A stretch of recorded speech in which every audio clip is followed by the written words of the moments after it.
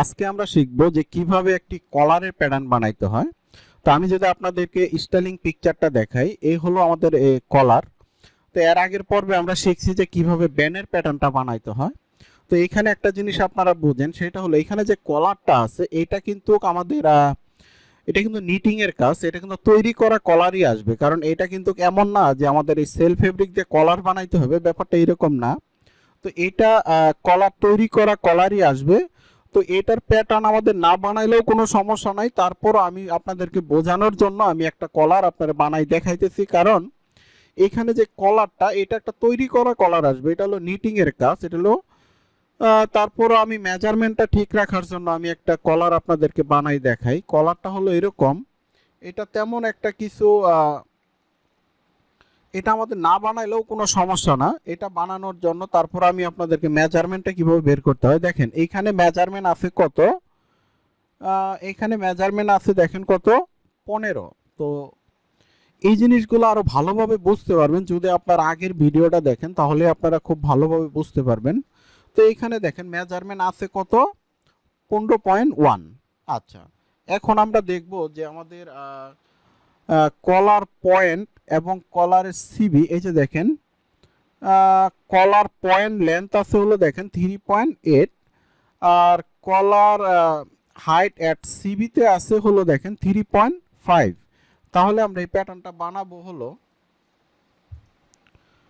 এই প্যাটার্নটা বানানোর জন্য আমরা F2 তে যাব, যাওয়ার পরে এখান থেকে রেক্টেঙ্গেল নিব, নেওয়ার পরে আমরা এখানে মেজারমেন্ট নিব হলো 15.1, আর এখানে আমরা মেজারমেন্টটা নিব হলো কতটুকু, 3.8। নেওয়ার পরে আসলে এটা কলার আপনাদের না বানাইলেও চলবে, কোনো সমস্যা নেই। তারপর আমি চাচ্ছি যে আপনারা এই জিনিসটা ক্লিয়ার থাকেন, যে দেখা গেছে যে একটা মেজারমেন্ট তো একুরেট কিভাবে করতে হয় সেটাও জানা দরকার, তাই না? এখন আমরা F1 এ যাব, যাওয়ার পরে এখান থেকে ডেভেলপ নিব, নেওয়ার পরে এখান থেকে আমরা নিব হলো সিবিতে আমরা কত পাইছি, -3.5 পাইছি। হ্যাঁ, পাওয়ার পরে এখানে দেখেন বেজিয়ার, আমরা জাস্ট এখান থেকে এখানে একটা বেজিয়ার নিব, নেওয়ার পরে এখানে ডিসপ্লেতে যাব, যাওয়ার পরে হ্যান্ডেল নিব, F3 তে যাব, এখান থেকে রিশেপ নিব, নেওয়ার পরে আমরা এটা জাস্ট সামান্য একটু শেপ দিয়ে দিব। কারণ এটা আমাদের এইরকম না যে শার্টের কলার যেভাবে আমরা বানাই ওইভাবে কলারটা বানাইতে হবে, ব্যাপারটা এরকম না। কারণ এটা তো আমাদের তৈরি করা কলার আসবে, কারণ এটা তো আমাদের কলার তো মেক করে বানাইতে হবে না। এই যে দেখেন জাস্ট এতটুক পর্যন্ত আপনারা মেজারমেন্টটা শুধু এতটুক পর্যন্ত করলেই এনাফ, এর বেশি আপনাদের আর করতে হবে না। এটা এই যে ইনসার্ট পয়েন্ট করে দিব এখান থেকে, এটা এই যে দেখেন আমাদের এটা শেষ। এখন এই যে F4 এ যাব, যাওয়ার পরে আমরা এটা সিম করব, সিম করার পরে আমরা এটাকে F5 এ যাব, 5 এ যাওয়ার পরে এটাকে আমরা সিম টু পিটিএস করব। জাস্ট এতটুক পর্যন্ত আপনারা বানাই দিলেই হবে, কারণ যখন আপনাদের তৈরি করা কলারটা আসবে তখন জাস্ট এই ফিনিশ প্যাটার্নটা ওই কলারটার উপরে বসায় জাস্ট খালি মার্কিং করতে হবে, জাস্ট এতটুকুই। হ্যাঁ, তো আমাদের এটার কাজও আমাদের শেষ। আমরা এটা আমাদের ঘোরাই দিতে হবে, এটা থাকবে হলো ঠিক এইভাবে থাকবে। হ্যাঁ, এটা আমাদের বাড়তি প্যাটার্ন, এটা আমরা ডিলিট করে দেই।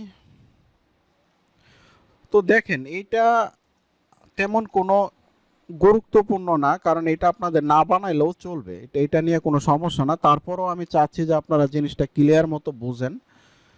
তো আমরা এর পরের পর্বগুলোতে আমরা শিখব যে কিভাবে প্যাটার্নটা সিম করতে হয়। হ্যাঁ, তো এখানে দেখেন আমাদের কিন্তু মোটামুটি প্যাটার্ন কিন্তু তৈরি করার কাজ কিন্তু আমাদের শেষ। এখন শুধুমাত্র আমাদের কাজ আছে হলো প্যাটার্নগুলো সিম করা।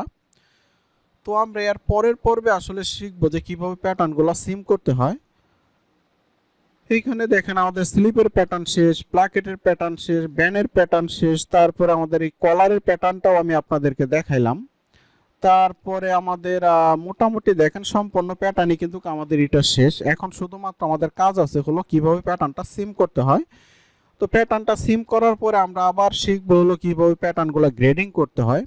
তো আমি আপনাদেরকে বলবো যে আপনারা অবশ্যই মনোযোগ সহকারে সম্পূর্ণ ভিডিওগুলো দেখবেন, তাহলে আপনারা বুঝতে পারবেন যে একটা রামপারের প্যাটার্ন কত সহজে একটা রামপারের প্যাটার্ন তৈরি করা যায়। তো ঠিক আছে, আজকে এই পর্যন্তই। আমরা এর পরের পর্বে শিখবো যে কিভাবে প্যাটার্ন সিম করতে হয়।